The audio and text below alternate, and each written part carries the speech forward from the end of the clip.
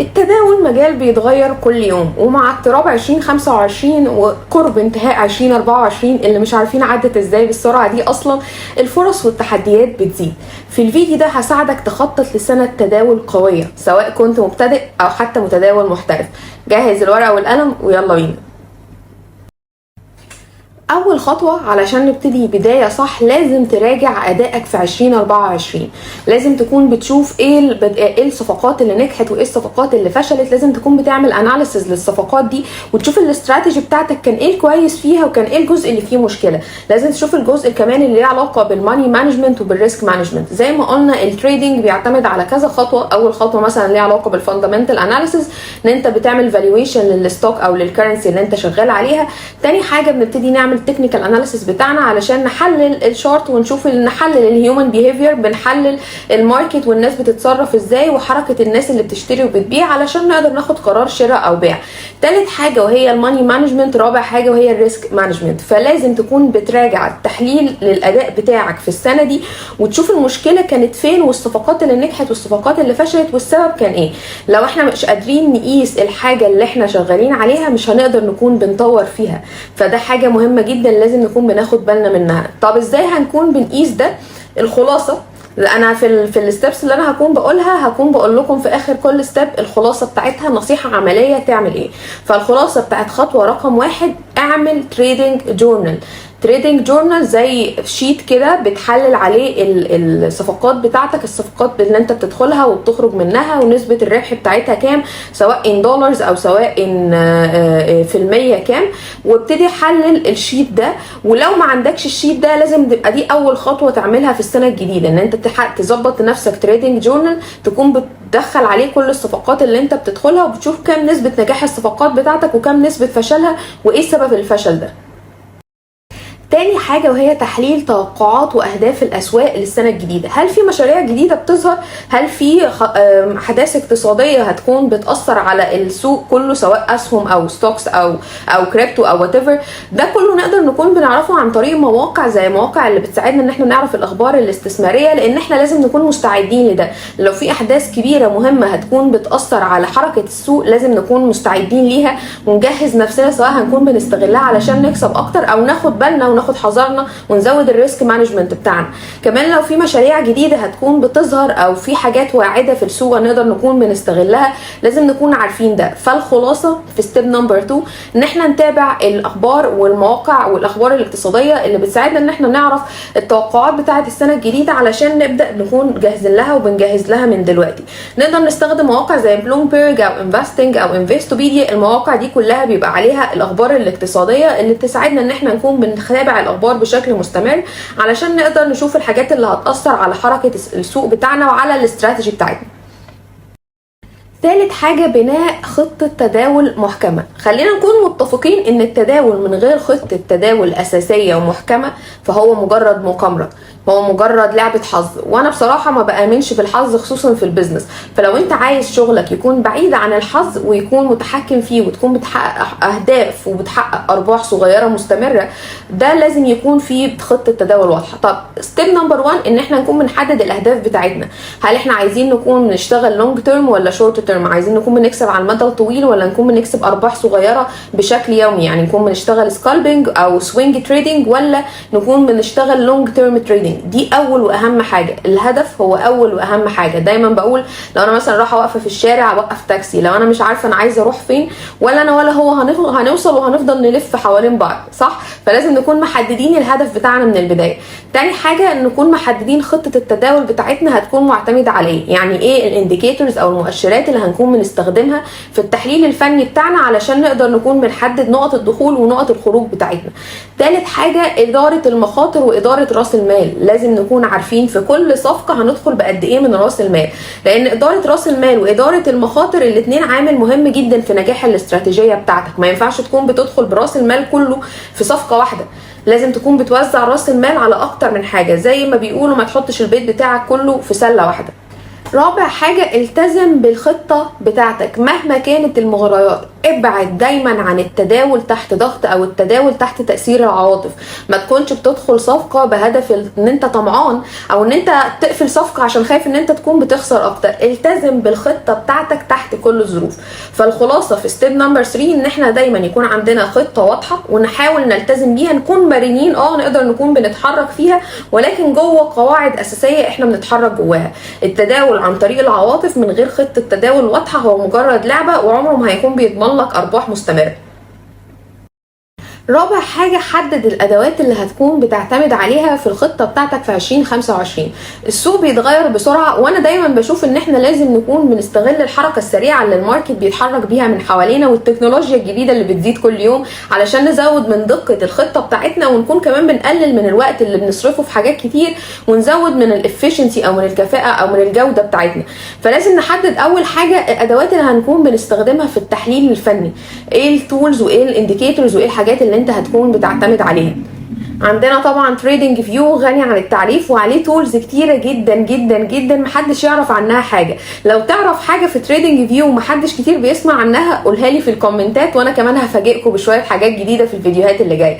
تاني حاجه وهي منصات التداول. حدد منصه التداول اللي هتكون بتستخدمها.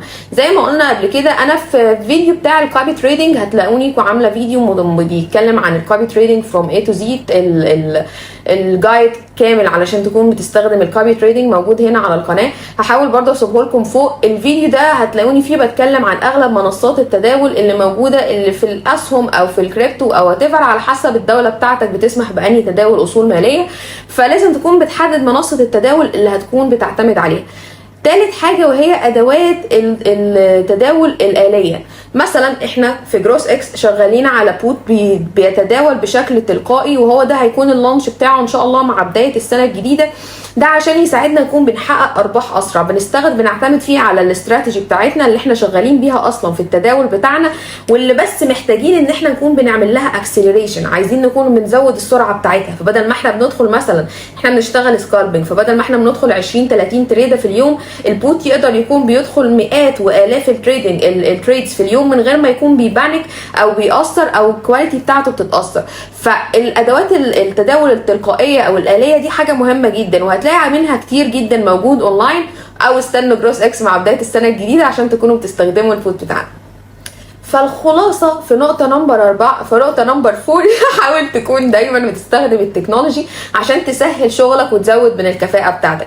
ولكن قبل دايما ما تجرب اي حاجه بفلوس حقيقيه، جربها على فلوس ديمو، على ديمو اكونت في مثلا على باينانس وعلى اغلب الابلكيشنز الخاصه بالتداول. مثلا حتى في الكوبي تريدنج هتلاقي بوك تريدنج، فانت تقدر تجرب المتداول اللي انت هتكون بتعمل له كوبينج او نسخ للصفقات بتاعته ده بشكل ديمو. جربه لمده اسبوع لمده شهر واتيفر عشان تتاكد ان هو هيكون بيحقق لك الارباح اللي انت مستنيها. رقم 5، التعلم المستمر. التطوير هو سر النجاح. احد اسباب ان انا بحب التداول جدا ان هو علم ومجال بيتغير كل دقيقه تقريبا، فانت طول الوقت محتاج ان انت تكون بتطور من نفسك. لازم تكون بتخصص كل يوم ساعه على الاقل من وقتك علشان تكون بتذاكر فيها وتطور من الشغل بتاعك. المستحيل العلم بتاعك هيخلص. لازم تكون بتشوف فيديوهات علميه، بتشوف الناس بتشتغل ازاي، حلل شغل باقي المتداولين، شوف الناس دي بتفكر ازاي، الاستراتيجيز الجديده، التولز الجديده، اقرا كتب، افهم الافكار بتاعت الناس. عندنا كتب مهمه جدا نزلتها على قناه التليجرام بتاعتي، نزلت تقريبا اكتر من 50 كتاب. عندنا كتاب ذا انتليجنت انفستر، تريدنج ان ذا زون، عندنا سكيورتي اناليسيس كتاب عظيم جدا ولكن معقد شويه. عندنا كتب عظيمه جدا في كتاب في علم التريدنج، وعندنا كتاب اسمه هاو تشارتس كان هيلب يو ان تريدنج. الكتاب ده قديم شويه بس عظيم جدا، نزلته برده على قناه التليجرام بتاعتي.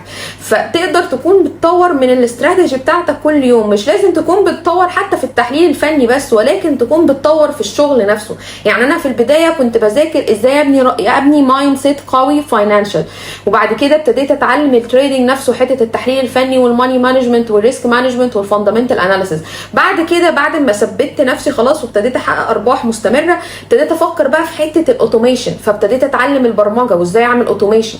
فالتداول علم ما بينتهيش. فالخلاصه لازم دايما تكون بتحدد ساعه واحده على الاقل كل يوم تكون بتذاكر فيها حاجه جديده، حتى لو مش في التحليل الفني تكون في ابديتنج السيستم بتاعك انت، تستخدم فيها التكنولوجي، تستخدم فيها الاوتوميشن، تستخدم فيها الاي اي، علشان تكون بتطور من الشغل بتاعك وتسبق اغلب الناس اللي حواليك.